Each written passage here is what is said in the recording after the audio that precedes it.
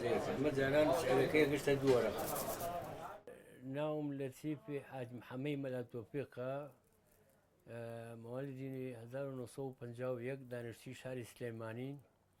ئێمە کە باوکم مؤسیسی تەزبیحی ئەم ئیشە بووە، یعنی تەزبیح کە لە سلێمانیە تەزبیح ئەم دایهێنا.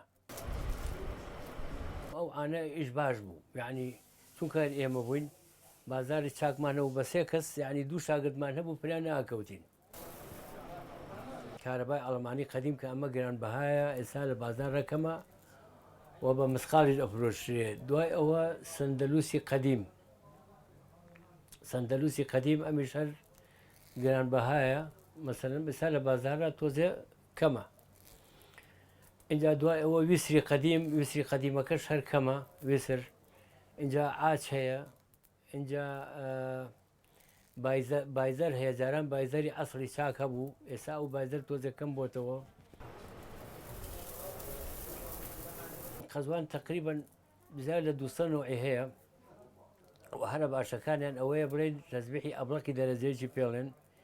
اینجا حەمەسووریمان هەیە، حەمەسووری ئەوش دەرەجەیەکی هەیە، دەرەجە 2 هەیە و دەرەجە 3 هەیە، ئەبڵەقش عینەشت. چاکترینیان کە ئەم حەمەسووریە سیعرەکەی گەشتە 3 وەرەقە.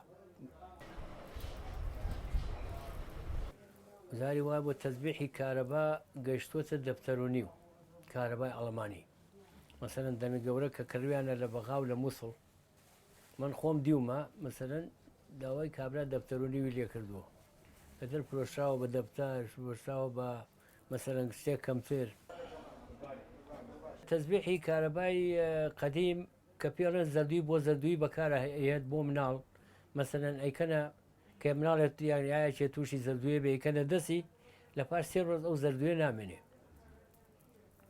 اینجا تەزبیحی شەوە هەیە، ئەو بیرم تو بازی شەوە بکەم. شەوە ژێکێکە لە تەزبیحە باشەکان بۆ ترس، مەسەلەن هێچ تووشی ترزە بێت، دەنچێگەکەنە ملی بۆ ماوەی چەند ڕۆژێک ئەویش ترسەکەی نامێنێ. اینجا تەزبیحی ویسریش بۆ خەفەت، مەسەلەن دارن کە خەفەت یەکێک خەفەتی بووە دەنکە تەزبیحەکە ئەتەقی ئەسڵەکەی.